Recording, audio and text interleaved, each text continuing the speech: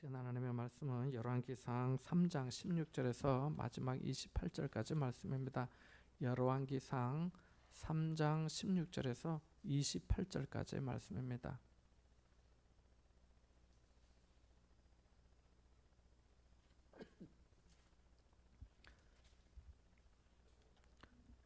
(3장 16절에서 28절까지) 말씀입니다. 함께 봅니다. 같이 봅니다.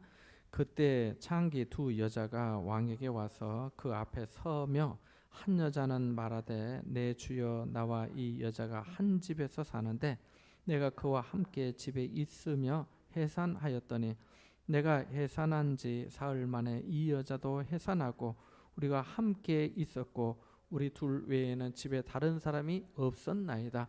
그런데 밤에 저 여자가 그의 아들 위에 누우므로 그의 아들이 죽으니 그가 밤중에 일어나서 이 여종 내가 잠든 사이에 내 아들을 내 곁에서 가져다가 자기의 품에 누이고 자기의 죽은 아들을 내 품에 누였나이다. 아침에 내가 내 아들을 젖먹이려고 일어나 본즉 죽었기로 내가 아침에 자세히 보니 내가 낳은 아들이 아니더이다 하매 다른 여자는 이르되 아니라 산 것은 내 아들이요 죽은 것은 네 아들이라 하고 이 여자는 이르되 아니라 죽은 것이 내 아들이요 산 것이 내 아들이라 하며 왕 앞에서 그와 같이 쟁론하는지라. 왕이 이르되 이 여자는 말하기를 산 것은 내 아들이요 죽은 것은 네 아들이라 하고 저 여자는 말하기를 아니라 죽은 것이 네 아들이요 산 것이 내 아들이라 하는도다 하고 또 이르되 칼을 내게로 가져오라 하니 칼을 왕 앞으로 가져온지라.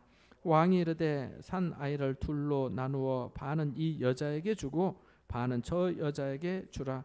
그 산 아들의 어머니 되는 여자가 그 아들을 위하여 마음이 불붙는 것 같아서 왕께 아뢰어 청하건대 내 주여 산 아이를 그에게 주시고 아무쪼록 죽이지 마옵소서 하되 다른 여자는 말하기를 내 것도 되게 말고 네 것도 되게 말고 나누게 하라 하는지라. 왕이 대답하여 이르되 산 아이를 저 여자에게 주고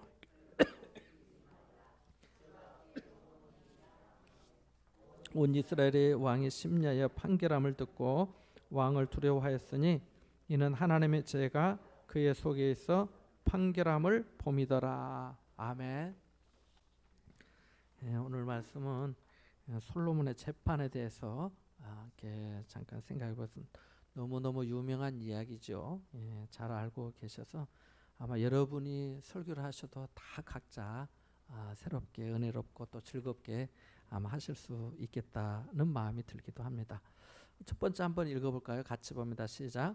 하나님의 지혜를 구하고 사모하고 구하자는 겁니다. 우리 3장 9절 한번 다시 한번 앞에 가서 읽어보겠습니다. 3장 9절입니다. 함께 읽어봅니다. 시작. 누가 주의 이 많은 백성을 재판할 수 있사오리까? 듣는 마음을 종에게 주사 주의 백성을 재판하여 선악을 분별하게 하옵소서. 아멘. 이거 누가 한 말입니까? 솔로몬이 하나님에게 한 말이죠. 내가 너에게 무엇을 해줄고 구하라고 했더니 하나님 이렇게 수많은 백성들을 어떻게 다 재판을 하겠습니까? 판단하고 분별할 수 있겠습니까? 제게 듣는 마음을 주셔서 주의 백성을 재판하여 선악을 분별하게 해주십시오 라고 구한 거죠. 그래서 11절도 한번 읽어보겠습니다. 한번 읽어봅니다. 시작. 이에 하나님이 그에게 이르시되 네가 이것을 구하도다. 자기를 위하여 장수하기를 구하지 아니하며 부도 구하지 아니하며 자기의 원수의 생명을 멸하기도 구하지 아니하고 오직 송사를 듣고 분별하는 지혜를 구하였으니. 아멘. 이게 재판은 송사죠. 송사, 소송을 거는 걸 송사라고 하지요. 그래서 보통 같으면은 장수도 구하고 부유하기를 구하고 원수를 멸해달라고도 구하고 할 텐데 그런 건 하나도 구하지 아니하고 그저 주님의 백성을 어떻게 잘 인도할 수 있을까? 주님의 백성들에게 바른 길로 어떻게 인도할 수 있을까? 선과 악을 분별해서 판단할 수 있는 그런 지혜를 제게 주십시오. 이렇게 기도한 것이 바로 솔로몬의 기도의 제목이었습니다. 그래서 우리들도 지난 수요 예배 시간에도 생각해 보았습니다만 하나님의 지혜를 사모하고 구해야 될 줄 믿습니다.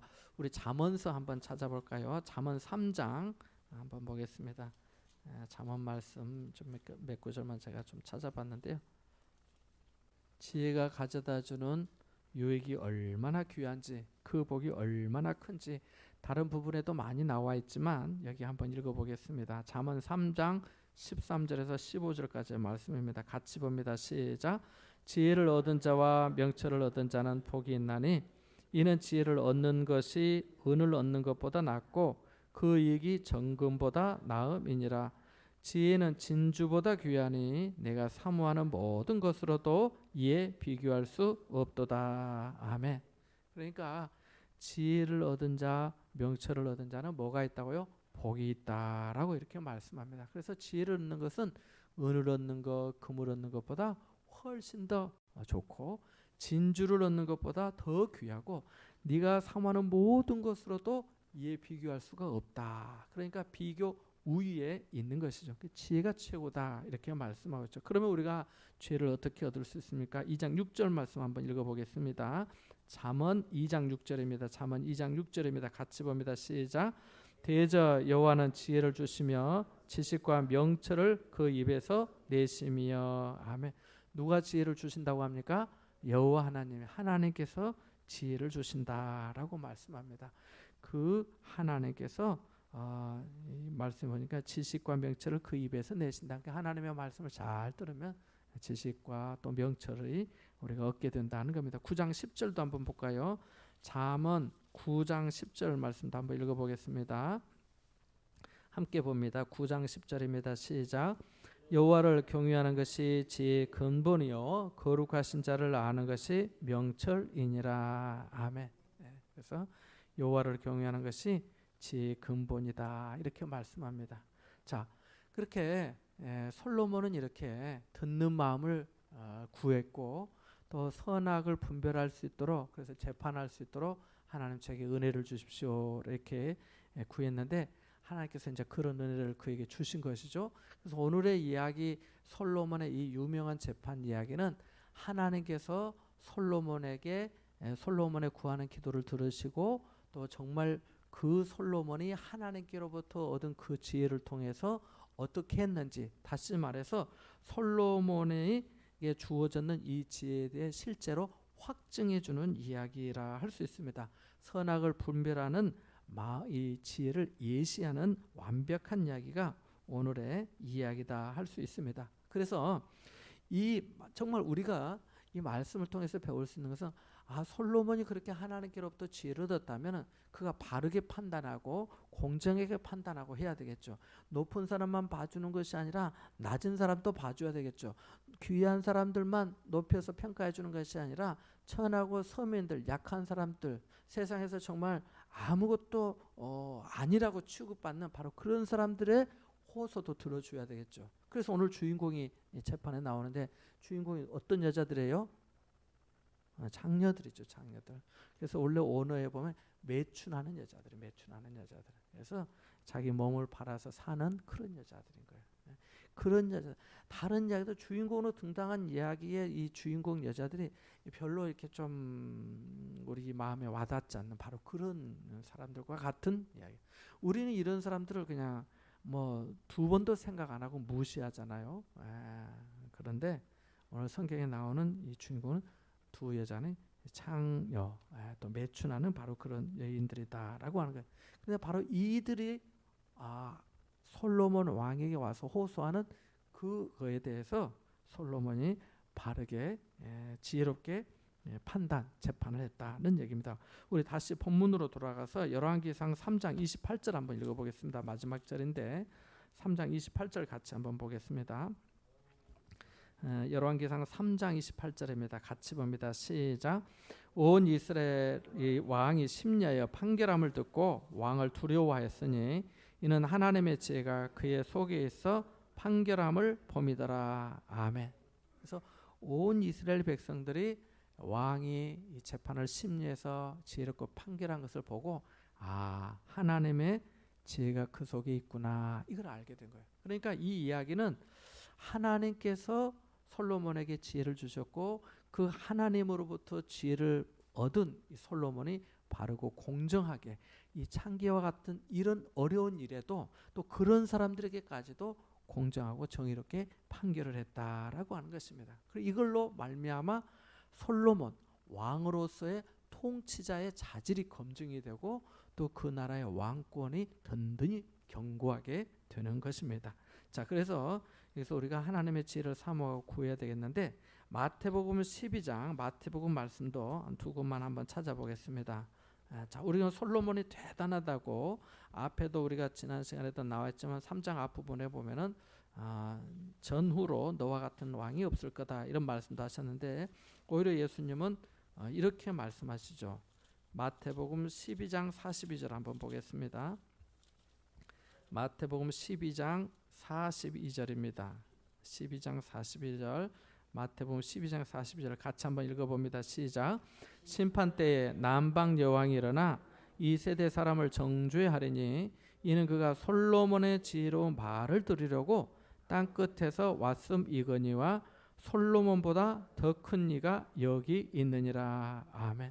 우리가 솔로몬이 정말 대단하다, 지혜의 왕이다, 솔로몬한 만한 사람은 없다라고 하지만 여기 보니까 솔로몬보다 더 큰 이가 여기 있다. 누구를 두고 하신 말씀일까요? 예수님을 두고 하신 말씀이죠. 그러니까 우리가 솔로몬이 아무리 지혜롭고 똑똑하고 뭐 한다 해도 우리 주님에게는 비할 수가 없는 것이죠.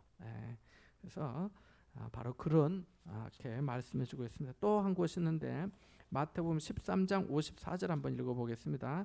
13장 54절입니다. 고향 사람들이 한 말인데 한번 읽어보겠습니다. 13장 54절입니다. 마태복음 시작. 고향으로 돌아가사 그들의 회당에서 가르치시니 그들이 놀라 이르되 이 사람의 이 지혜와 이런 능력이 어디서 났느냐. 사람들이 다 놀란 거죠. 우리가 알던 나사렛 예수, 우리 동네에 있었던 이 나사렛 이 동네에 예수라고 하는 이 젊은 이 청년, 내가 알기로 이런 사람이 아니었는데 다 놀란 겁니다. 그래서 여기에 이렇게 말씀하고 있습니다. 이 사람의 이 지혜와 이런 능력이 어디서 났느냐. 원래 지혜 있고 원래 능력이 주님이시고 원래 만왕의 왕이요 창조주 주님이신 줄로 믿습니다. 그래서 우리가 하나님의 지혜를 사모하고 구해야 되겠다는 것입니다. 자, 그래서 한번 사건의 이야기를 다시 한번 들어가 보겠습니다. 우리 열왕기상 3장으로 한번 넘어가 보겠습니다. 다시 본문으로 들어가 성경을 찬찬히 한번 보시기 바랍니다. 자, 그때에 창기 두 여자가 왕에게 와서 그 앞에 서서 얘기를 하는 거예요. 자, 여러분이 억울한 사정, 여기 창기 두 여자가 나오는데 한 사람은 분명히 거짓말을 하고 한 사람은 분명히 속이고 있는 거예요. 한 사람은 진실한 사람인 거예요. 한 사람은 다급한 사람인 거예요. 정말 물론 둘 다 아이를 낳아서 동일한 여자고 동일한 어떤 모성애가 있다고 볼 수도 있겠지만은 오늘 말씀에서 보면은 두 여자가 꼭 그런 것만은 아니에요. 그러니까 다 모든 여자들이 다 똑같은 마음은 아니더라는 것을 우리가 볼 수가 있는데요. 여기에 두 여자가 나오는데 첫 번째 여자가 와서 뭐 이름은 없지만 먼저 등장한 한 여자가 있습니다. 그게 17절 말씀인데 일단 이 두 여자의 사회 신분은 뭐냐? 창녀였다는 것입니다. 몸을 팔아서 생활하는 사람들. 근데 어떻게 했는지 모르지만 어쨌든 두 사람이 다 모두 다 아들을 낳게 되었습니다. 자, 17절 한번 읽어봅니다. 같이 보겠습니다. 시작.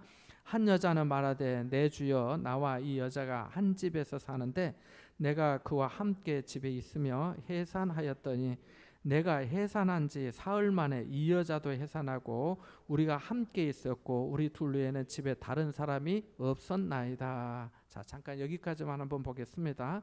자, 이 여자가 한 여자가 말을 하고 있어요. 내 주여 나와 이 여자가 어떻게 사는 거예요? 한 집에 같이 사는 집에. 여기에 보면은 집에서 한 집에서 집에서 한 집에서 이런 표현이 많이 나와요. 그러니까 우리가 이런 경험이 있는지 모르겠어요. 우리가 다급하고 조급하면은 막 좀 다소 수다스럽게 어수선하게 정신을 못 차려서 말 못하는 그런 것 좀 중언부언하는 거 그런 거 좀 이해가 되세요? 제가 그 개척한 지 막 얼마 안 됐는데 그 이제 그때 원자력 병원을 제가 이제 섬기게 됐어요. 그때는 정식 원목으로 유축도 받지도 못하는 때였고 그냥 이제 몇 개월 막 다니던 때고 거기서 이제 아는 의사분은 지금 신경외과 과장님으로 계신 한 분 정도 아는 정도여서 다른 분들은 다 몰라요. 근데 그럴 때 저기 우리 이 책상이랑 다이랑 이렇게 가져다 주신 그 교구하시는 사장님 집사님이 급성 간 경화가 온 거예요. 그래서 시내 메리놀 병원에 입원을 하시게 됐습니다. 이제 제가 연락을 받고 제가 신방을 갔더니 그 부인 집사님이 여보 그 당신이 좋아하는 강 목사님 오셨다고 하니까 저도 안 보고 저쪽 그냥 반대편으로 이렇게 나중에 보니까 눈물만 흐르고 계시더라고요. 근데 이게 급성 간경화가 너무 속도가 빠르더라고요. 이분은 이제 일을 하고 하시니까 그 한 달에 한 번씩 내과에 그 진료를 받으면서도 그렇게 다니셨는데 어쨌든 어느 한 날 저녁에 가슴을 이렇게 틀어 쥐더니 그냥 하고 쓰러져가지고 이제 병원에 오신 거예요. 예, 얘기를 들어보니까 2주, 3주를 못 간대요. 급성 간경화는. 그리고 간에 문제가 오니까 이 독성이 뇌로 올라가서 약 쓰기도 어렵다 하더라고요. 그래서 뭐 이런 저런 얘기는 다 그만두고 그 어찌 됐든 이제 저한테 좀 부탁을 한 거예요. 여기서는 이제 안 된다 하고 준비하라 하고 두 가지 방법이 있는데 뭐 한 가지 방법밖에 없죠. 간 이식을 해야 되는 거. 근데 아시다시피 이 간이 맞아야 되죠. 조직이 맞아야 되는데 그 어느 날 갑자기 그게 지금도 기다리는 사람이 수천 명이 기다리고 있는데 그게 되겠습니까? 어렵지요. 그래서 이제 이 메리놀 병원에서 준비를 하라고 한 거예요. 이런 얘기는 다 잘 들으시네. 밑에도 안 보시고. 하여튼 제가 그러니까 목사가 어려운 거예요. 성경 말씀만 딱 전하면 되는데 성경 말씀은 잘 안 듣고 다른 이야기는 잘 들으시고 하니까 그래서 목사님들이 설교를 준비하면서 무슨 예화를 할까 찾아보기도 하고 생각하는 거예요. 그런 얘기를 더 잘 들으셔서 그래 이제 저보고 도와달라는 거예요. 어떻게 제가 돕겠어요. 목사님 병원에 저는 원자력 병원 간 지도 얼마 되지도 않았는데 거기 의사 선생님 계시죠. 그래서 예. 그래서 그 목사님 제가 여기서 안 된다 해서 그 서울대학교 병원 응급실로 남편을 모시고 이제 부인 집사님이 올라가는 거예요. 그래 이제 어찌 해서 뭐 2번 3번 연락하고 해서 저도 아는 사람 하나도 없고 하는데 그 원자력 병원에 있는 분이 목사님 저도 서울대 나온 것도 아니고 나에게 연고가 없습니다. 그러나 이제 또 한 건너서 어떻게 해가지고 서울대학교 응급의학과 교수로 있는 신두구 교수님에게 이제 연결이 됐어요. 근데 연락을 했어요. 집사님 언제 어찌됐든 응급실에 가서 서울대병원은 정식 입원이 안 되면 치료를 안 해줘요. 전국에서 다 올라오니까 다 나 살려달라 할 거 아니에요. 그런데 이 부인 집사님이 안 찾아간 거예요. 그 교수를 찾아가면 되네. 신상도 교수라고 찾아가면 되는데 나중에 제가 물어봤어요. 아니 그렇게 다급하고 지금 하루가 급하고 1시가 급한데 왜 안 찾아갔습니까? 했더니 이분이 이렇게 얘기를 한 거예요. 목사님 제가 그 찾아가라고 말씀하셨는데 제가 찾아가가지고 그 교수님 앞에서 말을 횡설수설할까봐 마음은 너무 바쁘고 급하고 조급하고 그래서 그러면은 그 교수님이 저보고 뭐 정신 없는 여자가 왜 이렇게 말을 하나 이렇게 나를 생각할까봐 내가 그래서 못 갔어요 하더라고요. 그래도 그러면 됩니까? 그래서 이제 어떻게 연결해가지고 입원을 하고 놀라운 일은 그 며칠 사이에 일어났어요. 갈수록 안 좋아지는데 의식도 없고 그냥 뭐 없는데 기가 막히게 부산대학교 병원에서 뇌사 여자분 뇌사 판정을 받아서 가족들이 다 동의를 한 거예요. 그래서 그 여성분의 뇌사 판정 받은 여성분의 간을 적출해서 서울대학교 병원으로 가지고 와서 거기서 응급수술 조직이 다 맞을 거예요. 근데 이 남자분이 나이가 조금 있었는데 여자 젊은 여성의 간을 이렇게 이식하니까요 성격이 완전히 달라져. 완전히 여성스러워져. 금방 삐끼고요. 나 안 해 하고 그래지더라고요. 가족들이 힘들었어요. 그래서 이런 얘기는 잘 들으셔야 하여튼 시간 가는 줄도 모르고 그래서 우리가 어떤 때 다급하고 어떻게 하면은 말을 횡설수설하게 되더라는 거예요. 우리가 거기서 사람의 말과 태도를 우리가 주의 깊게 볼 수가 있어요. 이 첫 번째 나온 여자가 그런 거야. 집에서 내가 그와 함께 집에 있으면서 해산을 했는데 내가 해산한 지 3일 만에 이 여자도 해산했습니다. 우리가 함께 있었고 우리 둘 외에는 집에 다른 사람이 아무도 없었습니다. 우리는 여기서 이런 질문을 할 수 있겠죠. 어떻게 여자가 혼자 애를 낳을 수 있나? 우리는 몰라요. 그런 정보는 성경에 하나도 없어요. 근데 우리가 굳이 보자면은 출애굽기 1장 19절 말씀에 이 바로의 명을 받은 산파들이 바로 왕에게 보고하는 게 뭐냐면 히브리 여인들은 힘이 좋아서 우리가 가니까 이미 애를 낳았습니다. 이런 대목이 나와요. 그렇게 보고를 하거든요. 그러니까 어쩌면 그럴 수도 있고 오늘날도 뭐 그런 경우들이 있잖아요. 아니면 이 두 여자가 창녀로서 같이 한 집에 살면서 서로 어떤 뭐 좀 조사 이렇게 할 수 있도록 도와줬는지도 몰라요. 중요한 것은 남편에 대한 얘기도 없고 창녀로 사는 거예요. 그리고 아무도 집에 없었다는 거예요. 오늘날과 같이 뭐 과학이 발전해서 친자 확인 검사를 DNA 해가지고 검사하면 딱 나오지만 그때는 없잖아요. 그럴 수도 없지요. 증인도 없지요. 물증도 없지요. 누가 아무 본 사람도 없죠. 둘이 한 집에 살다가 그런 일을 당했죠. 사흘 상간에 생긴 거예요. 그러니까 모르는 거예요. 두 사람만 진실을 아는 거죠. 근데 한 사람이 있는 얘기처럼 자고 자기가 몸을 이렇게 깔려 뭉갰는데 우리 19절 말씀 한번 읽어보겠습니다. 같이 봅니다. 시작. 그런데 밤에 저 여자가 그의 아들 위에 누움으로 그의 아들이 죽으니 그가 밤중에 일어나서 이 여종 내가 잠든 사이에 내 아들을 내 곁에서 가져다가 자기의 품에 누이고 자기의 죽은 아들을 내 품에 누였나이다.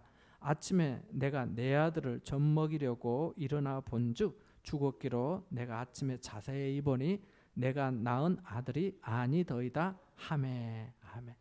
이 여기까지가 첫 번째 등장한 여자의 말이에요. 여기까지가. 근데 여기서 주목할 부분이 크게 두 가지가 있는데 첫 번째는 아까 말씀드린 대로 횡설수설하고 있어요. 집에서 아들 하고 있어요. 여기서 가장 결정적인 단어가 나오는데 21절 말씀이에요. 거기에 보니까 내가 내 아들을 젖먹이려고 일어나 본즉 죽었기로 내가 아침에 자세히 보니까 내가 낳은 아들이 아니더이다. 이렇게 말해요. 내가 뭐한 아들이 아니다고요? 낳은 아들이 아니더라. 자, 여기 우리 권사님들도 계시고 집사님도 계시는데 자기가 낳은 엄마는 자기 아이를 알아요, 몰라요? 알죠. 다 알죠. 내가 낳은 아들이 아니더이다. 여기 19절에 여자가 그의 아들 위에 누움으로 그의 아들이 죽으니라고 말씀하는데 다른 성경에는 이 부분이 이 여자는 자기 아들을 깔아뭉개어 죽였습니다. 이렇게 표현되어 있어요. 그렇게 번역이 되어 있어요. 그게 원어에 가까운 번역이에요. 자다가 어떻게 했는지 놀려서 죽은 거예요, 아이가. 그러고 난 다음에 바꿔치기 한 거잖아요. 그래서 여기에 말과 태도를 주의 깊게 살펴보면 누가 진실에 더 가까운가를 우리가 좀 볼 수 있더라는 것입니다. 아까 결정적인 거 내 아들을 이렇게 몇 번이나 나오는지 몰라요. 그리고 내가 낳은 아들이 아니더이다 합니다. 여기까지는 뭐 그럴 수도 있지 않겠습니까? 여러분이 그럴 수도 있어요. 사실은 여기까지는 우리가 다른 선입견이 없다면은 좀 판단하기 어려울 수도 있어요. 그러나 뒤에 가면 확연히 나와요. 자, 22절 한번 읽어봅니다. 그 뒤로 시작. 다른 여자는 이르되 아니라 산 것은 네 아들이요 죽은 것은 네 아들이라 하고 이 여자는 이르되 아니라 죽은 것이 네 아들이요 산 것이 네 아들이라며 왕 앞에서 그와 같이 쟁론하는지라. 왕이 이르되 이 여자는 말하기를 산 것은 내 아들이요 죽은 것은 네 아들이라 하고 저 여자는 말하기를 아니라 죽은 것이 내 아들이요 산 것이 네 아들이라 하는도다 하고 또 이르되 칼을 내게로 가져오라 하니 칼을 왕 앞으로 가져온지라. 왕이 이르되 산 아이를 둘로 나누어 반은 이 여자에게 주고 반은 저 여자에게 주라. 그 산 아들의 어머니 되는 여자가 그 아들을 위하여 마음이 불붙는 것 같아서 왕께 아뢰어 청하건대 내 주여 사나이를 그에게 주시고 아무쪼록 죽이지 마옵소서 하되 다른 여자는 말하기를 내 것도 되게 말고 네 것도 되게 말고 나누게 하라 하는지라. 이에 왕이 대답하여 이르되 산 아이를 저 여자에게 주고 결코 죽이지 말라. 저가 그의 어머니니라 하매. 아멘. 여기서 두 여자가 나오는데 한 여자 정말 이 아이의 엄마는 공손하게 얘기합니다. 네 주여 이렇게 하면서 나와 이 여자가 한 집에 사는데 하면서 쭉 얘기를 합니다. 내가 낳은 아들이 아니었습니다 라고 말합니다. 그래서 수다스럽기도 하고 초급하니까 마음에 이 불 붙는 것 같으니까 그런 거예요. 근데 이 두 번째 여자는 그렇지가 않아요. 매우 단호하고 퉁명스럽습니다. 그리고 더 결정적인 것은 예를 들면 그러면 이렇게 얘기를 하잖아요. 정말 내 아들이었다 하면은 내가 친엄마라면 26절에 이렇게 말하잖아요. 그 산 아들의 어머니 되는 여자가 그 아들을 위하여 마음에 불붙는 것 같아서. 이것은 성경을 기록한 저자가 해석으로 써놓은 거예요. 불붙는 것 같아서 감정을 담아서 우리에게 표현해 주고 있어요. 자, 왕께 아뢰어 청하건대, 여기서부터 대사가 나오는 거예요. 내 주여 산 아이를 그에게 주시고 아무쪼록 죽이지 마옵소서 하되. 지금 뭐라는 거예요?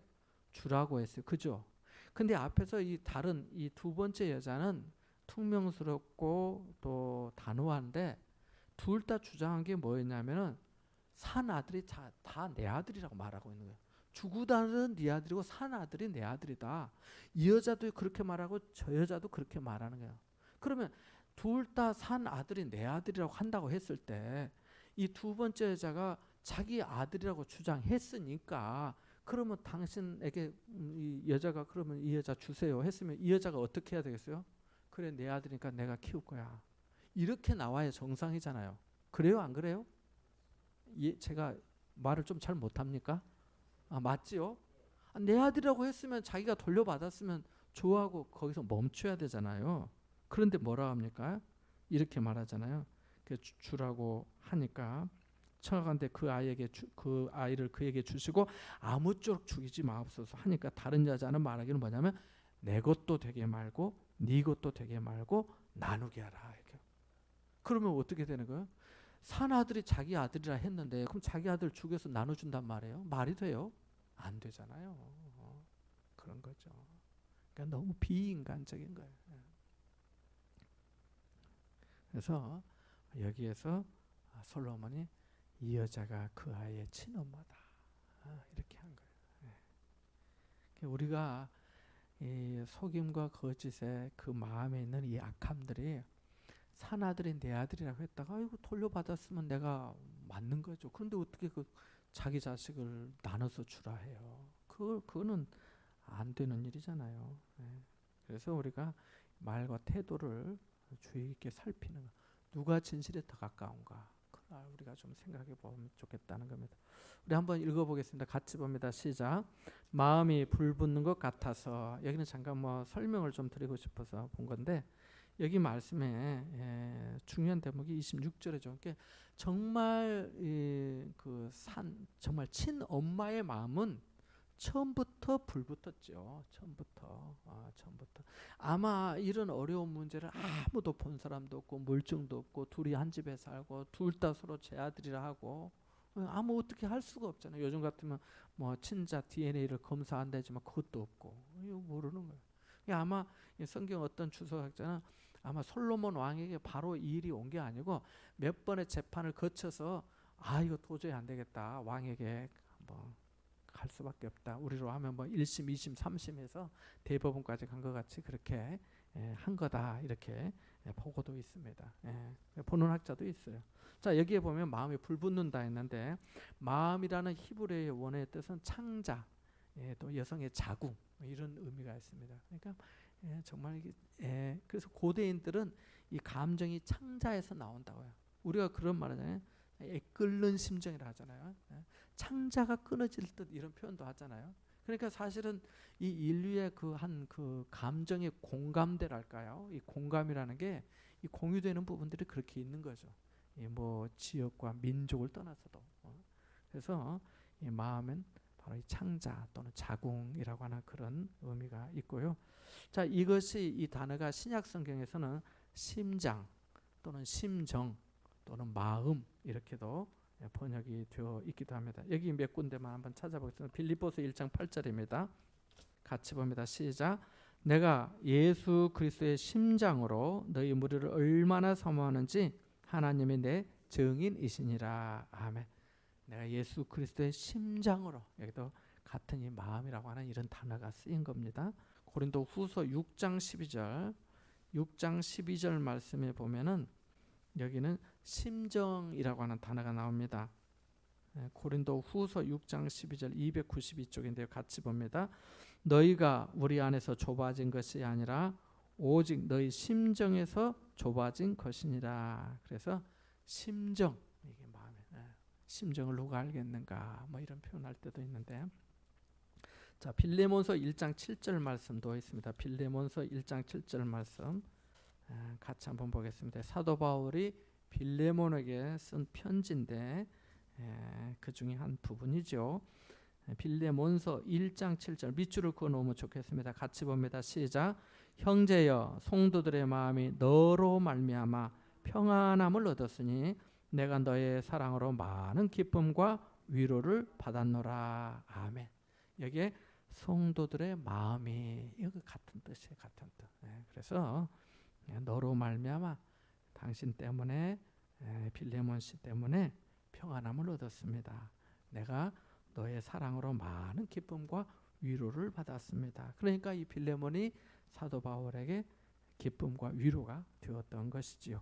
자, 그 다음에 불붙다라고 하는, 아까 불붙는 것 같아 이렇게 나왔는데 사랑이 깊어지는 그런 의미가 이게 불붙는 거예요. 그래서 마음에 뜨거운 그런 표현을 뭐 말씀 설명 안 하셔도 잘 알 수 있으리라 봅니다. 자, 여기 한번 읽어보겠습니다. 같이 봅니다. 주님은 만인에게 평등하시며 보잘것없는 창녀에게도 공평하고 은혜로우시다는 겁니다. 그러니까 오늘의 사건의 얘기는 단순히 한 아이를 두고 다 자기 아이라고 주장하는 그런 것만이 아니라 그렇게 소송을 제기한 사람들이 세상에서 가장 비천하고 천하고 보잘것없는 창녀였다는 거예요. 이 여자들은 사실은 죽으나 사나 아무 의미도 없고 신경도 안 쓰는데도 불구하고 바로 그런 이들의 소송을 공정하게 지혜롭게 판결해 줬다는 거예요. 누가? 하나님께서 솔로몬을 통해서. 그것을 좀 봐야 돼요. 자, 그런 얘기가 누가복음 1장 52절 53절은 마리아가 고백한 찬가 중에 한 대목이고요. 요한복음 8장에는 그 가늠하다 현장에서 붙잡힌 여인의 얘기예요. 그 잡아가지고 와서 사람들이 그러잖아요. 바리새인과 서기관들이 모세율법에 돌로 치라 했는데 당신은 어떻게 할랍니까? 그렇잖아요. 돌로 치라고 하는 것은 죽이라는 거나 마찬가지거든요. 그러면은 예수님께서 그러면 모세 율법대로 돌로 치라 한다면은 두 가지가 위법인 거예요. 하나는 돌로 쳐서 죽이면 안 되는데 그 로마법의 사형을 마음대로 할 수가 없으니까 그런 어떤 시험, 돌로 치지 말으라 하면은 모세 율법에 반하는 분이 되는 거예요. 그러니까 예수님 입장에서는 이렇게 하기도 힘들고 저렇게 하기도 힘든 거예요. 저 같으면 머리가 잘 안 돌아서 안 되는데 지혜로우신 우리 주님은 돌로 치라 해요.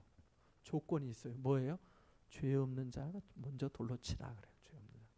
그러니까 모세 율법도 지키시면서 또 그들의 의중을 다 파악하시고 얘기하신 거죠.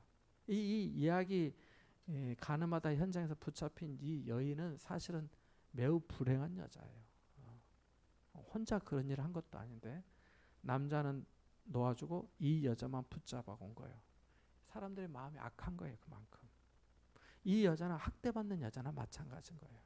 물론 그가 잘했다는 것이 아니라 바로 그런 거예요. 사회에서, 신분상, 그 현장에서, 율법에, 말씀에 그런 거예요. 근데 바로 그 여인을 예수님께서 살려주신 것이죠. 나도 너를 정죄하지 아니하노니 라고 말씀하시잖아요. 가서 다시는 죄를 짓지 말라라고 하잖아요. 너를 돌로 치는 자가 있느냐? 아무도 없습니다. 나도 너한테 그런다는 이게 주님의 한없는 자비와 사랑인 거예요. 그래서 우리가 주님은 만인에게 평등하시고 보잘것없는 창녀예요. 바로 그런 현장에서 붙잡힌 여인에게까지도 은혜를 공평하게 베푸시는 좋으신 주님이시다는 것입니다. 그래서 말씀을 대할 때 나는 그런 여자 아니니까 이렇게 생각하지 말고 우리가 정말 어떻게 생각하면 하나님 앞에 더한 사람인지도 모르잖아요. 더 큰 은혜를 입은 사람 아니겠습니까? 근데 우리는 마치 한 100달란트 1만 달란트 탕감을 받았으면서도 뭐 10달란트 탕감 받은 자인 것처럼 그렇게 다른 사람들하고 비교하고 판단하고 평가하고 하다 보니까 어느 순간에 자기가 거룩하지도 못하면서 아주 교만한 거룩성이 생기는 거예요. 그러나 하나님이 기뻐하지 않았어요. 그래서 좀 이런 부분들을 깊이 생각하면서 내가 이 주인공이지, 내가 이 여자지, 나는 이 여자보다 더한 여자지, 더한 사람이지 하면서 그런데 하나님이 내게 이런 은혜를 베풀어 주셨지 하면서 하나님께 늘 감사하고 하나님 앞에 영광 돌리고 또 하나님을 봉사하고 섬기는 여러분 되시기를 바랍니다. 우리 같이 여기 한번 읽어보고 함께 기도하면 좋겠습니다. 첫 번째 한번 읽어봅니다.